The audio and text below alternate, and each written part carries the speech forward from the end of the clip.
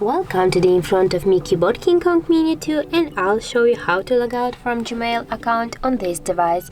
So first you should go to the Google folder and right here tap on the Gmail application.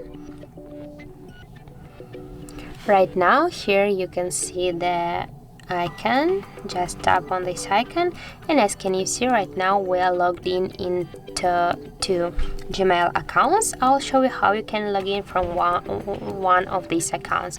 Now just go to the manage accounts on this device, and as can you see here these two accounts, for example I'll log out from the